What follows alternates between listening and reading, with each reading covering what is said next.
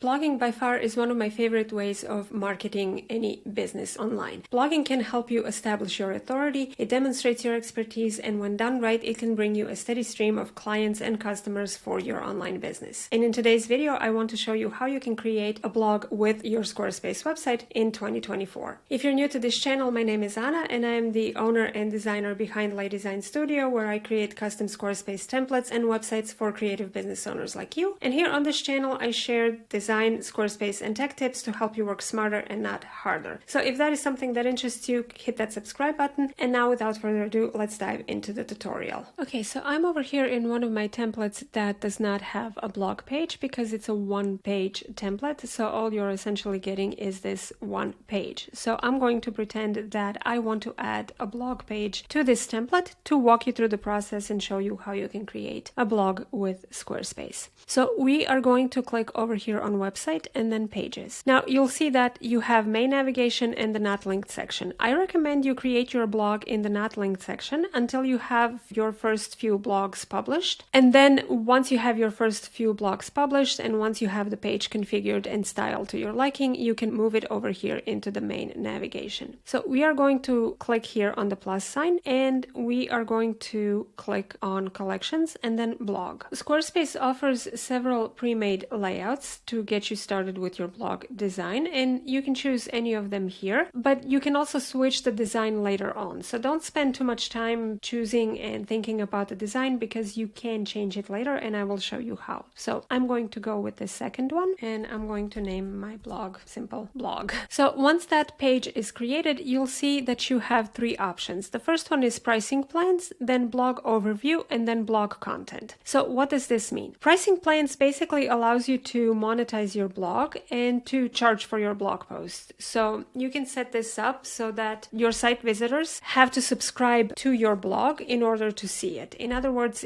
they pay a small monthly subscription, something like $10, $20 in order to read your blog. Or alternatively, you can also ask for them to subscribe with their email address, essentially making the blog content free, but in exchange for growing your email list. So let me show you what that would look like real quick. So if we click on create pricing plan, this will bring you to the page where you can set up how much you want to charge for your blog, and you can change the name of your blog and also the description, and then list some benefits that are included or why they should sign up for your blog, and then you can set up the pricing for it. You have the ability to charge for it one time, to set up a recurring subscription, or to allow them to access pages and content for free in exchange for their email address. So if we set this up for free and you just name it blog subscription, if you have other digital products, you can add them here that are included with that blog subscription, for example. And then if you click on create, this paywall option will appear on your website, and when somebody visits your blog, it will say this page is only available for members, sign up, and they will need to provide their email address and sign up essentially to read your blog. And this is what it would look like when a visitor visits one of your blog posts and clicks on one of your blog posts. So they'll see a message that says sign up to read this post, and when they click join now, they will be brought to this page where they can then sign up for your blog. Now, obviously, I don't want them to do this, so I am going to disable the pricing plan for the blog, and we are going to go back to this blog overview page. So the blog overview simply allows you to see what your blog looks on your website and what your visitors see. The blog content is where you actually add the blog posts, and I'm going to delete all of these because we are going to start from scratch. And now I'm going to click the plus sign to add a new blog post. And we are going to enter, so imaginative, I know, but this is just for demo purposes. And this is the contents of my blog. Now I'm going to take this sentence and I'm going to paste it infinitely, just so we have some pretend content. And this is essentially how you write a blog post on Squarespace. It is essentially the remnants of the classic editor in Squarespace. So you will be adding new blocks by clicking this plus sign, and you can add text, image, button blocks, gallery, video, forms, spacer blocks, audio blocks, newsletter subscription, accordions, basically all the blocks that are available in Squarespace, you can add to your blog post. So if you have, for example, products that you want to promote within your blog post, you can do so with the product block. If you want to encourage more people to book an appointment with you, you can insert a scheduling block. You can also showcase your Instagram feed, or you can showcase your menu if you have a restaurant website, or you can ask for donations directly within blog posts. So lots of things that you can add to your blog. And of course, the text can be formatted as you would normally format a text block within Squarespace. So you can change the size of your text and switch it to heading or paragraph. You can make the text bold, you can make it italic, you can change the color of it, you can change the alignment, you can create lists, add a strike through text, or change the indentation of the blog post, and you can also delete it. Now, when it comes to the blog post sections or how the blog post actually looks, to edit the style of that, you would click here on Edit Section. This allows you to control the width of your content. I prefer to set mine to narrow simply because it's easier to read. And you can change the global alignment of your text. You can also decide where this date and the author, which is known as meta information, shows up, whether you want it to show up above the title or below the title like this. And then you can also choose which meta information shows up. So you can choose to enable categories, date, author name, and author profile. If you turn that off, then it won't show up on your blog post. You can change the delimiter style. So if we had date and author name, for example, you can change this to a pipe symbol, a dash, or a space. And then you can also change the spacing between the header and the contents of the blog post. And in colors is where you can change the background of your individual blog post. Now, the styles that you apply here will apply to all the blog posts on your site. So all future blog posts will take on the formatting of this blog, and you cannot change this on a post by post basis. Now, once you're happy with how your blog post looks, you can either save it or you can publish it or schedule it right from this drop down here. Personally, once I've written my blog post, I like to come over here and click on the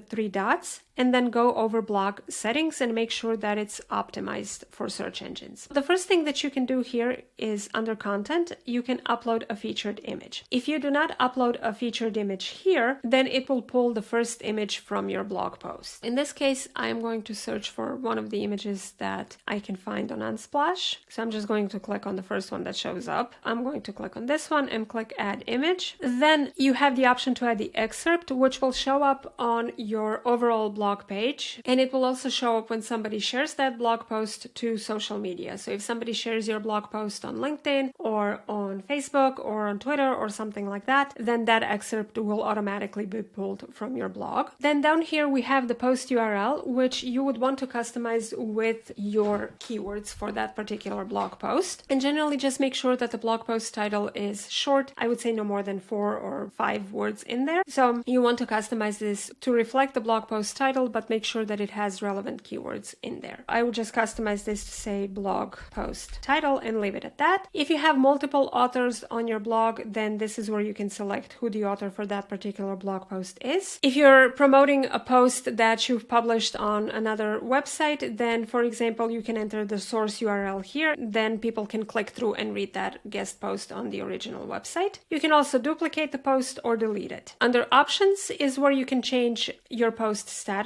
and this is where you would set it to either needs review if you have an assistant who's uploading all your blog posts and you want to review the post before they go live, then your assistant can set this to needs review. You can also publish it immediately, or you can schedule it for any time in the future. So if you're working in advance, then you can schedule it for a specific time in the future by choosing any of these dates. And you can also adjust the time by dragging this slider. Tags allows you to add tags for that specific blog post. Now, tags can provide additional context about your blog post here and just serve as another way of organizing content on your website. So if you have tags that belong to multiple posts, then people can click on that specific tag and find all the posts that tag is used in. Then we have categories, which you can add here. So this might be a blog about web design, for example. This is how you would add a category, and then you can continue adding more categories, even though I don't recommend adding more than one category to your blog post, because ideally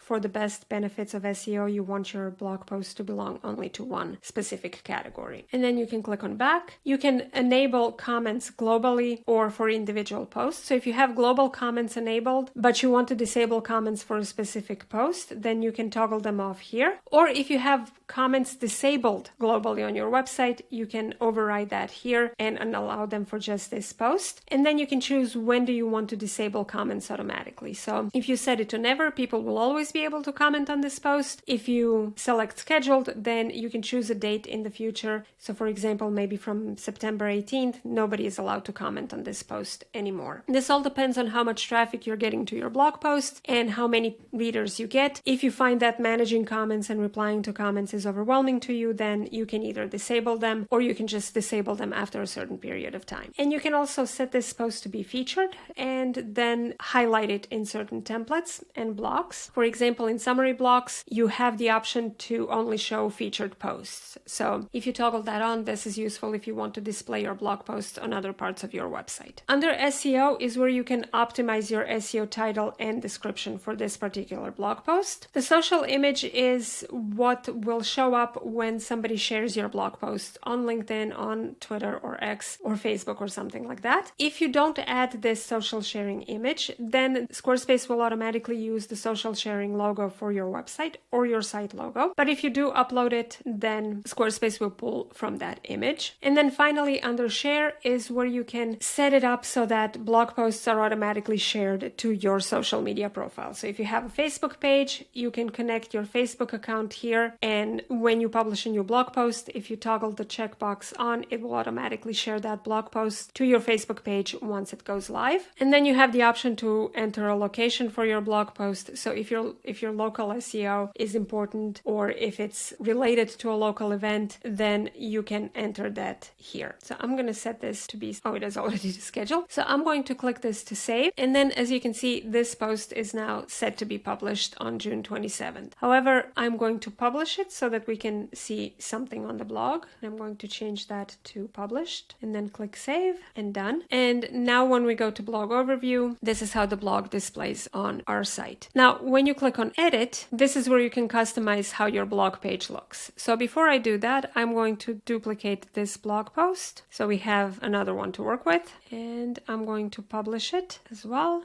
and click save. And now we have two blog posts. Now, when you click on edit, this is where you can change how your blog page looks like. So by default, you can't customize a lot when it comes to this section, but you can add more sections at the top and at the bottom. So here I'm going to click on edit section, and this is where you can change the layout. So remember at the beginning of this tutorial, I mentioned that you can choose different layouts and you can switch them out later. So this is what I meant. Right now it's set to basic grid block, but we can also have side-by-side masonry blog, which will show images based on their aspect ratio, and single column blog, which will just show one blog post at a time like this, and alternating side-by-side, which will create this alternate layout between your blog posts. You can change the page spacing and set the width to be full or inset like this, and also the vertical spacing between individual items. You can control the aspect ratio for the image and the image size and spacing, the image text alignment,